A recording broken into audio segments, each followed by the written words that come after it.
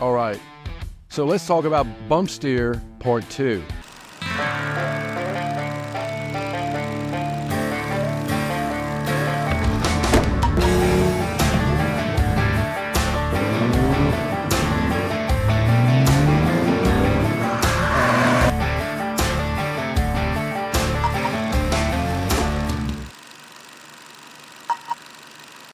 So in the previous one, we talked about where, I want to be very specific, where the suspension is all the original locations, components, steering rack or steering box linkage.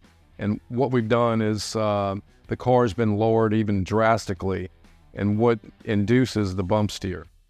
Now this is very common, but not maybe as well known. And this has come into where people will take hot rods, anything where you're putting a different front suspension on, and maybe a combination of a rack and pinion. You're putting a rack and pinion where you had a steering box and linkage, or maybe you're moving some stuff around. In the part 2, what we're going to talk about, and a lot of people don't even know, or even if they know it, they don't really know why. This will also induce bump steer. So, and really it has to do with location of the inner tie rods. So we talked about the angle of the tie rods themselves going up, or basically out of, up in the arc and not at the very tip, and this is all at ride height. So here's 2 examples. And I see this, I've actually seen this, again, just because, like a straight rod or a hot rod or somebody built it and they spent $100,000 doesn't always mean that the suspension and the steering geometry is right. I'm just going to tell you. It doesn't always mean it, or somebody didn't check it. So that's what we're going to talk about today. We're basically, it's a mix and match, or maybe you're cobbling, not really cobbling, but you're using what you have. But this is the one thing that most people miss. So, and it's where it's locating, you're locating your inner tie rod. Okay, so here we have, this is kind of what's in the Porsche here. Very common front end, so strut front end, and then a single lower control arm. You might have a thrust arm here, but basically just one-dimensional. And then over here we have a long and short arm, very common. American cars, that use this system right here with a coil spring and a shock. So we're going to talk about, these are the 2 most common, so let's do that. And this is where it starts to go off. So say somebody has put a strut front end on a car that didn't have struts originally. They were going to make it lightweight for whatever reason. So let's start here. So if you see the red line here, this is what you call your pickup points or your attachment points. So this represents where the lower control arm pivots, the center, and then the top of the strut. And this angle of intersection is invisible, but it's there. So you're essentially drawing an angle, or this straight line from the center of the top of the strut down here. And the reason why I say that is, now you want to put a rack and pinion on it, let's say, and it's a different setup. So you're converting, this is all different from the vehicle you're working on. So now you buy a rack and pinion, and I've seen this more than, I can't tell you how many. So they convert to a rack and pinion because it's very lightweight, very efficient. But what they'll do is they'll ignore the pickup points, so the intersection of the bottom pivot and the top pivot. And what they'll do is they'll have a rack, and say, we'll put our rack right here. Okay, that's not a really good drawing. But what happens is when they put it on, here's your pivot point for your tie rod. So this is your inner tie rod end. Maybe this is not, that looks like a 5-year-old. Well, pretty much it is. So here's your steering rack. But for whatever reason, they either don't know or they're not paying close attention, is they put a steering rack on in this case, and then the inner tie rod is past the point of intersection. Okay, and here's another way to do it.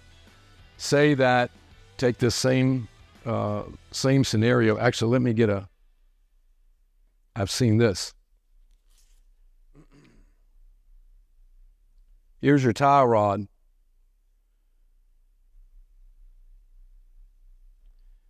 and then here's your inner joint right here on your rack. So we're talking about rack and pinion. So somebody's putting this all together, and what they don't do, I'm gonna put that right there is what I'm gonna do. So what they don't do is they don't understand the geometry of or what's called the pickup points on this strut front end, on this particular front end. In either case, the inner joint is out of the intersection line in this case, and then we were on the other side. The geometry of the steering is already off because this line that represents the invisible intersection between the pickup point or the lower bushing to the top, there's an actual, I mean, it's not visible, but it's in geometry, is the inner joint. Somebody doesn't know, and they don't get a rack the right length where the inner tie rod ends, and they need to intersect this pretty much right on the money. That's the other thing. Now, you'll get bump steer here because the upper control arm, the lower control arm is traveling like this.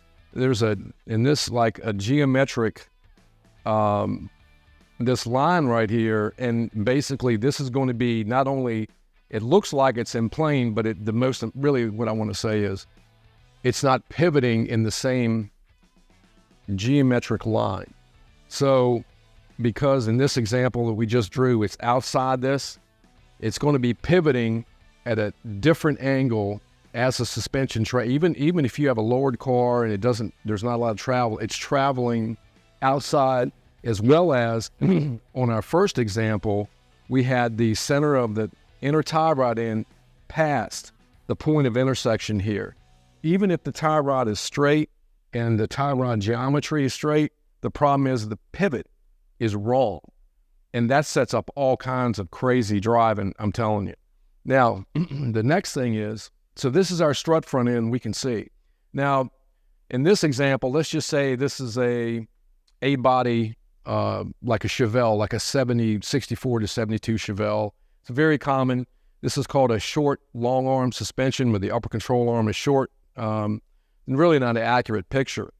And it's the same thing. So say this is a Chevelle and people want to put a rack and pinion on it and get rid of the steering linkage for whatever reason. I mean, it's definitely better, but they don't pick the right one and they end up with the same thing. So here's put a rack and pinion on it here.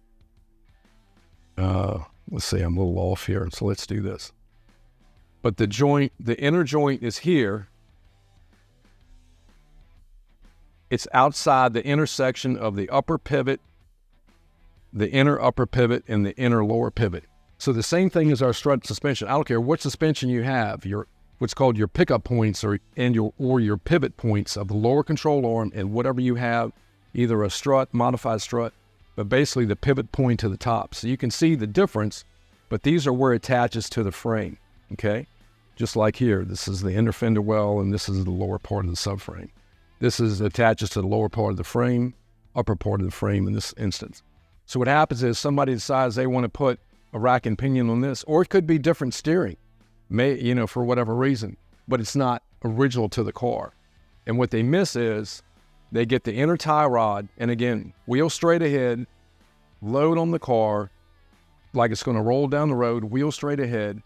They do have it in plane, so they have that right, but what they don't have right is they don't have the right rack and pinion as far as length. So in this instance, it's too short, and we're outside this line.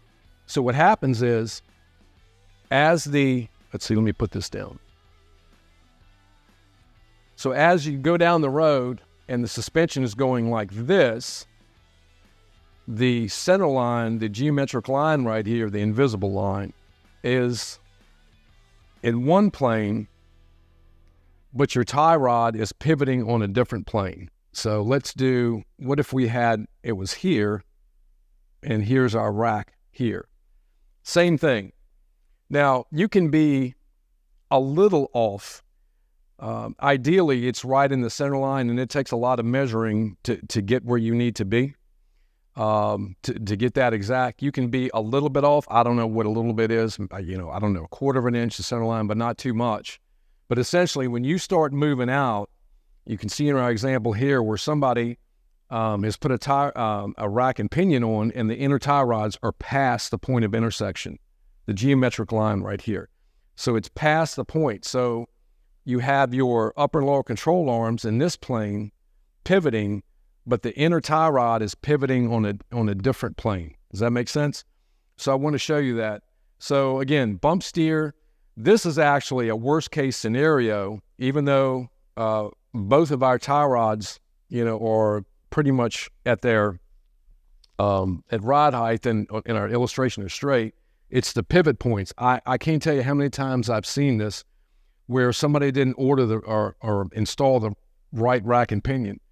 And then, so let's say a couple of things. There's a couple of companies that do make custom rack and pinions as far as lengths. And then on the inner tie rod on most rack and pinions, I want to say this. There's usually a threaded, and then here's your ball joint. So this is your inner tie rod, and here's your threads. If you have a situation where, like this, and this is our strut setup, where you have your inner tie rod is close to the center line, the intersection here, you can actually buy spacers to space it out. It depends on how much thread. You don't want to go too far because you want a lot of thread engagement on your rack. But that's one way to solve if you're close. Now, if you're too far on the other way here, you can take some material off the end of the rack, but it really depends on how far the rack travels in, and it really is a case-by-case basis. But there's not a whole lot there either. When I say a whole lot, you might get, you might get as much as 3/8. I don't know if you get a 1/2-inch spacer out. I'm not sure there's enough material on most racks. You can take that much material off and move the tie rod in, but the inner tie rod. So the whole thing is I see this a lot where people are modifying, putting in, kind of mixing and matching, but they're not understanding what they're doing. So again, bump steer, this is probably a worse situation because the car never drops right.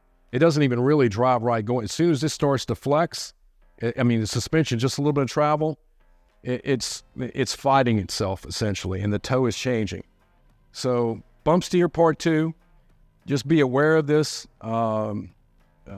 Again, not all original stuff is where people are mixing and matching different parts and not really paying attention what to do.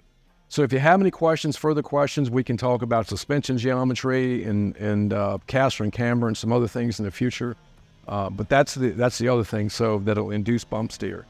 So whenever I look at hot rods, anything that's custom built, that's almost the first thing I see or I look for if I'm working on it, if it doesn't drive right. And then where the tie rod angle is wrong. Somebody set it up in there, but once they put weight on the car, the tie rods are, even though they're at the intersection, the tie rods are past the point. Okay? So please like and subscribe. Appreciate y'all. See you.